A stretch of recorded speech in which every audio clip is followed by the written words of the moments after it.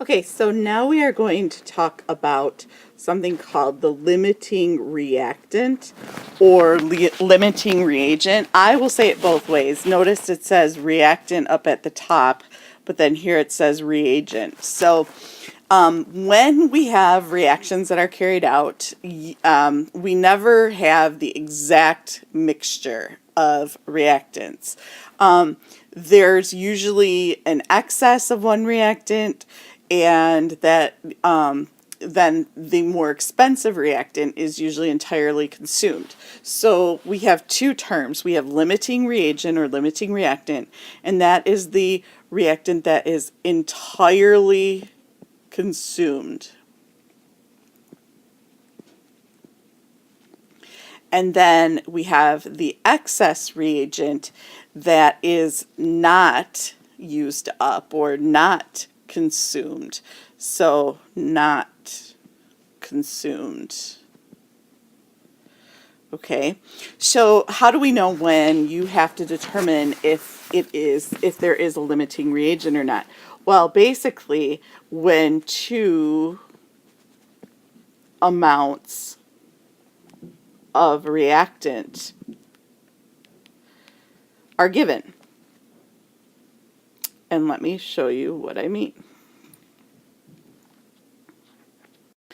Here is the process. So if you have two reactants and you are given those reactants in grams, what you're going to do is convert those two reactants to grams of the same product. And that's key, is you have to convert to the same product.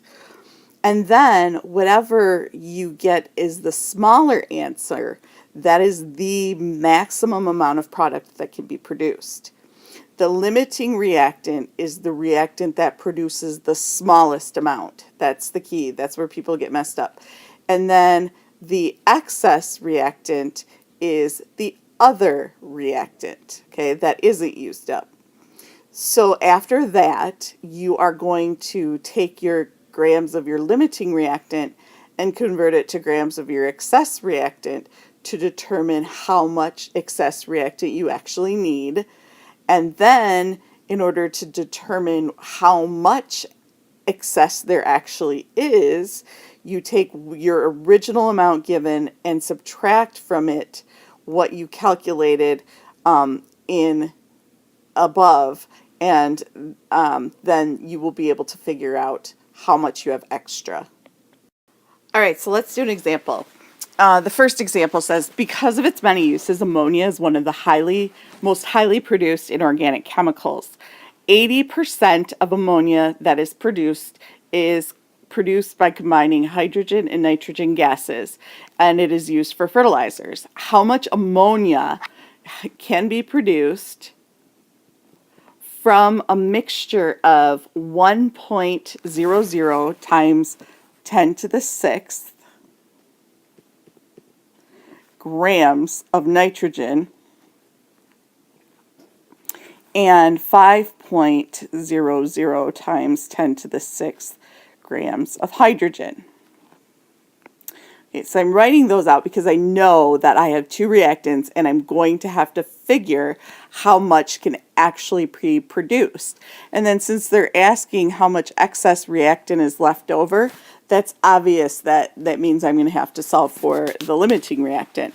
So the first thing is to write the balanced equation, and we know that hydrogen is diatomic, and it says that it reacts with nitrogen to produce ammonia.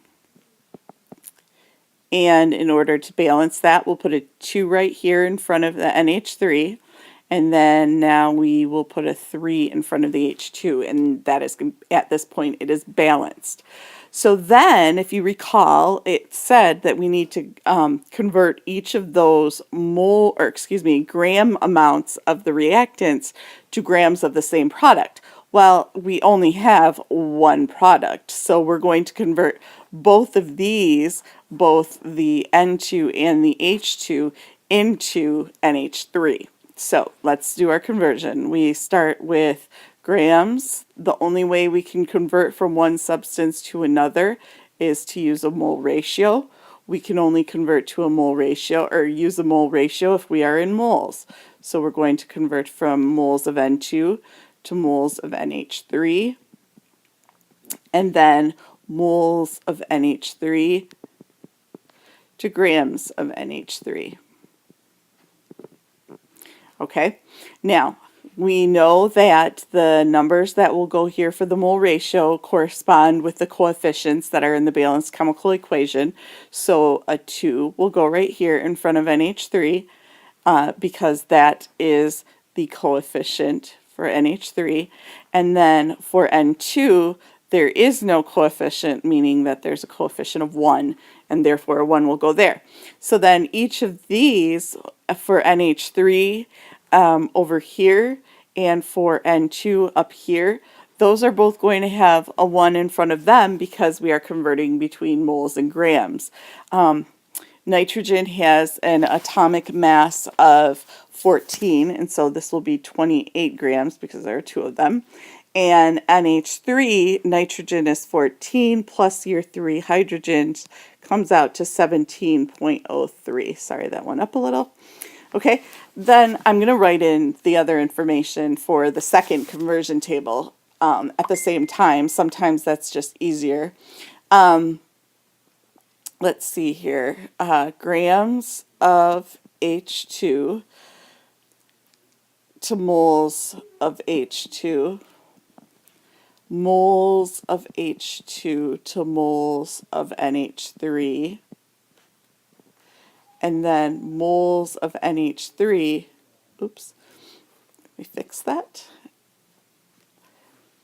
NH3 to grams of NH3. And it's kind of handy because you could just throw the same numbers right in front here, easy. We know that's a 2. And then for hydrogen, the coefficient is a 3. And then 1 mole of hydrogen, and each hydrogen is 1.01, so that's 2.02.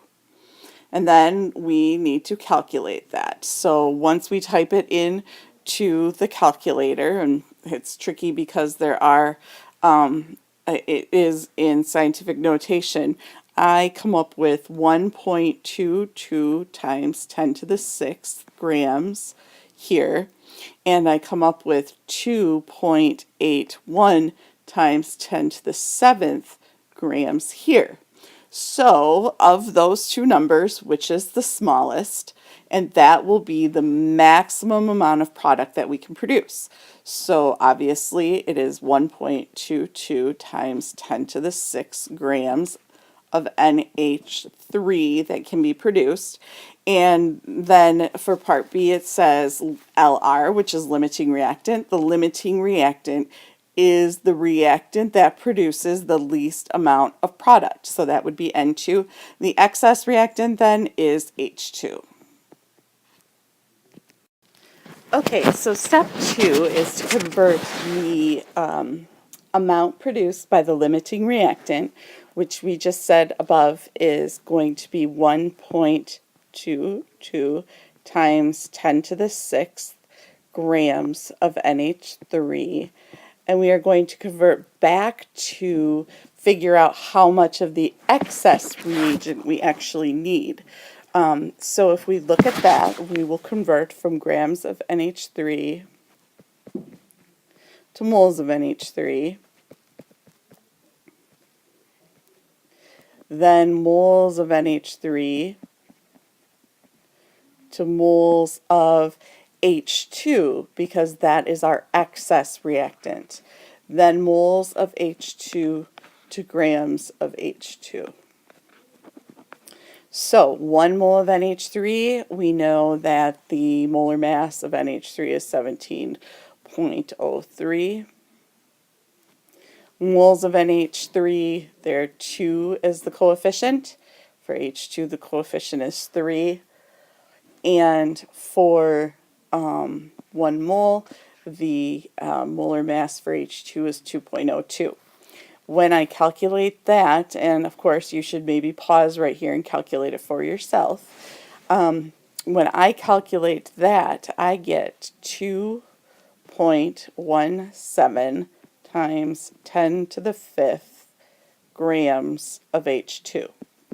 That is how many grams of H2 I need to react with the amount of limiting reactant I have. Then the last step is to take the amount that we started with for the excess reactant, and for hydrogen it was 5.00 times 10 to the 6 grams of hydrogen, and subtract from that this amount that we just calculated, which is, and I'm going to put parentheses because that would bug me, 2.17 times 10 to the fifth grams of H2. So this is how much we started with. This is how much we need. And so then when we calculate that, we figure out how much extra we'll have. And so 5.0 times 10 to the 6 minus 2.17 times 10 to the fifth ends up to be 4.78 times 10 to the 6 grams H2 in excess. You should make sure that you are calculating all of these on your own to make sure you understand how to do it. Let's do another example. There is an acid called sulfuric acid, which is the most widely manufactured chemical in the world, and it's produced in a 3-step process. The final step of this process is a reaction between sulfur, which is S, trioxide, O3, and water. Now, I don't expect that you would know the formula for sulfuric acid. It is H2SO4. We have not talked about how to write formulas for acids yet. So if we look at that as this balanced, we have 1 sulfur on this side, 1 sulfur on this side, good. 3 oxygens here, 4 oxygens here, and then 2 hydrogens and 2 hydrogens. So, oops, you know what I did? I forgot to put the O in water. So that means that it is balanced because here's a 1 and 3 oxygens to balance with the 4. All right, so let's do this one. So step 1 is we convert both given amounts of reactants, which are up here, into the product. So we'll start with 5.2 times 10 to the 6 grams of SO3 and 2.6 times 10 to the 6 grams of H2O and grams of SO3 to moles of SO3, moles of SO3 to moles of H2SO4, and then moles of H2SO4 to grams of H2SO4. Right, and then the same thing down here, grams of water to moles of water, moles of water to moles of H2SO4, and then moles of H2SO4 to grams of H2SO4. Okay, so then we know here 1 mole is equal to the molar mass, and the molar mass of SO3, if you add it up, is 80.07. Maybe you should check for yourself to make sure you can calculate that. Then for the coefficients in the mole ratio, all the coefficients are 1, so those are each 1s. And then here, 1 mole of H2SO4 is equal to the molar mass, and I calculated 98.09 for the molar mass here. Then on the bottom, 1 mole of water is equal to the molar mass of water, which hopefully at this point you have memorized is 18.02. And then again, the coefficients are 1 in the balanced chemical equation.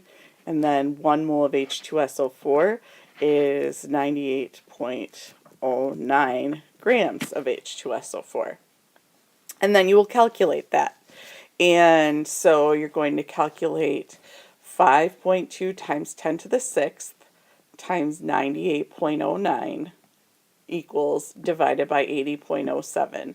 And when I do that, I get 6.37 times 10 to the 6th. And that's in grams of H2SO4. And then on the bottom one, we take 2.6 times 10 to the 6th multiplied by 98.09 equals divided by 18.02.